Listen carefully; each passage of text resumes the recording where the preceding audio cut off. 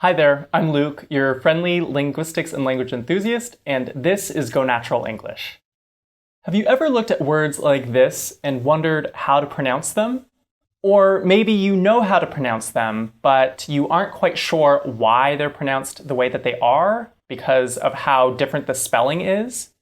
Well, that's what I am here to talk to you guys about today, because sadly, these topics are often not discussed in a lot of English schools. So let's break it down a bit, and hopefully by the end, it will be so much clearer and you will understand why we talk this way, and I know that you will be able to carry this over into your own English speech. If you like these English tips that help you become fluent fast, be sure to give this video a like and subscribe. So let's break these words down.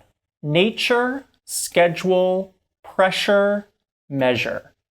Why are they pronounced in such weird ways compared to how they're spelled? Well, this process is actually called yod coalescence, which is a fancy linguistics term, but don't worry, I'm going to break it down for you and help you understand exactly what this means and why this process occurs. This process refers to when sounds like t, d, s, and z come before a yod. Yod is just a term that is used to describe the y sound that we often hear in words that are spelled with a y or a u. If you watched my Canadian versus American English pronunciation video that I posted, you may recall that I talked about how some Canadians say words that I would pronounce as student and Tuesday as rather student and Tuesday. This little y sound that these speakers add is what we are talking about, yod. I mention these changes from British English because of the spelling. The way that a lot of these words are spelled relates to how they used to be pronounced in Old English. So words like nature used to be pronounced something like nature. Similarly, words like schedule used to be pronounced something like schedule. Words like pressure used to be pronounced similarly to pressia. And words like measure used to be pronounced something like mesia. That's not to say that British people say them exactly like that nowadays, unless they're really posh, maybe the Queen of England, but they did used to use these patterns, and that's why they're spelled this way. And it can help just to have a little bit of insight into why the words are spelled this way, and then you'll start to see why we pronounce them a little bit differently in North American English. This yod sound was carried over from British English pronunciation, where some Canadians kept this pronunciation, whereas a lot of people nowadays, including most Americans and younger Canadians, don't use it anymore and just say student and Tuesday. However, it's not as easy as that because there are certain other words that are a little bit trickier to figure out how to pronounce. So let's break it down. The most important thing to remember is that these words are not pronounced the way that they're spelled. And you will not hear many people nowadays saying things like nature or schedule. Let's break down what they do say though. In cases that we have t, d, s, or z before a yod, we tend to do one of two things in most North American English dialects. The first one is pretty straightforward, and we discussed it in those words that I mentioned earlier, like Tuesday and student, which is where we just drop the yod. So instead of saying Tuesday and student, we tend to say Tuesday and student, where there's no y sound in it at all. Pretty straightforward and easy to figure out. The other words, though, are a little bit more interesting in what they do. So let's break them down word by word. Let's start with T before U, like in nature. You'll notice that I didn't say nature, but instead I said nature. Nature. What do you think is happening with that T sound? It's becoming a ch.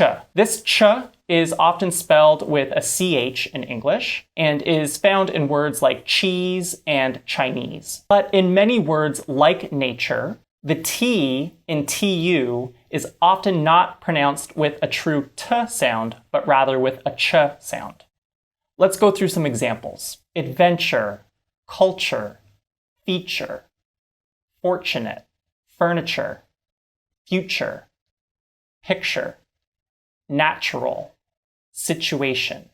Did you notice how none of them really had a true t sound like you would think based on the spelling, but instead were ch sounds? Try to replace those T's with ch sounds and see how much of a difference it makes in how natural your speech sounds. Remember though, there are always exceptions. So words like tube and tune are not pronounced tube and tune. Instead, they're pronounced with their true T sounds. Next step, we have du becoming a j sound, like in educate. This j should be familiar to you from other words that are often spelled with a j at the beginning of words, or dge often at the ends of words. For example, a word like judge, which has a j at the beginning and the end of the word. Let's go through some examples where we have a du becoming a j sound. In a word like educate, you don't pronounce a d unless you're really posh like the Queen of England and say educate. We say educate. The same thing goes for gradual, graduate, and individual. Some words we do not do this to, though, are words like do is not pronounced like Jew, and reduce is not pronounced like reduce. So do keep those in mind. For number 3, we have words that are spelled SSU often become a sh sound. Sh is often written with an SH and is found in words like she. Consider these words: issue, tissue, pressure, sure. All of these become a sh sound because it's an SS before a U, or in the case of sure is just an S in front of a U.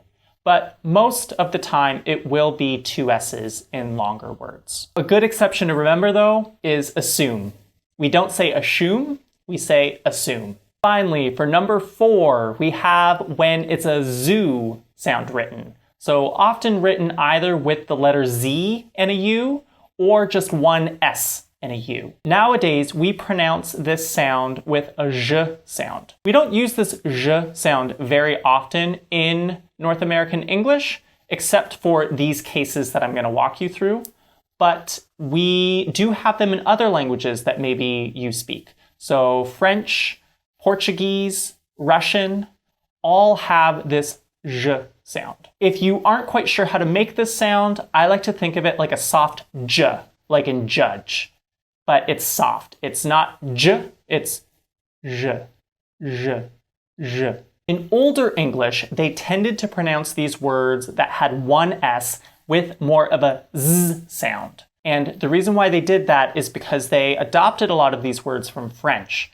And for any of my viewers that are familiar with French spelling or pronunciation at all, you will know that the typical pattern is that 2 S's equals a S sound and 1 S equals a Z sound. So that is why in older English, these words were pronounced as ZU. Instead, we pronounce it as j. Let's go through some examples. Treasure, measure, casual, usually. You notice how all of these have one S and all of them have that j sound. Be careful and don't mix it up with the words that have 2 S's, which are that sh sound. So compare words like pressure, pressure, versus measure, measure. Different sounds in there, even though the spelling can sometimes be similar. I'm going to say 5 words, and I want you to tell me which sound I used. If I said a ch sound, like in cheese, I want you to write the letter A.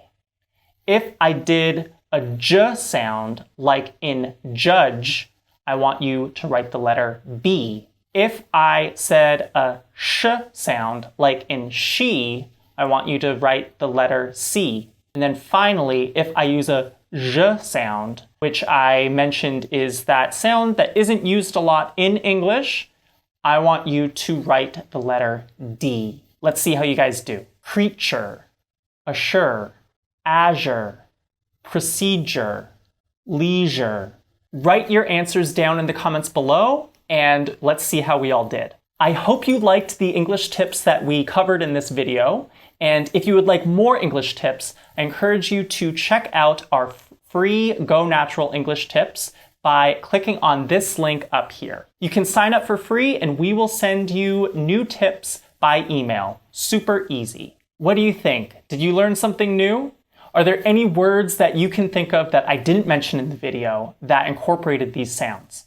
Let us know in the comments down below, and let's all help each other as a community to improve English pronunciation. I have no doubt that if you apply these English tips to your everyday use, that it will do wonders for your pronunciation and you will feel so much more confident when speaking English. I know you can do it. If you'd like to continue learning, I recommend you check out this video up here for more great English tips. I hope to see you at our next video.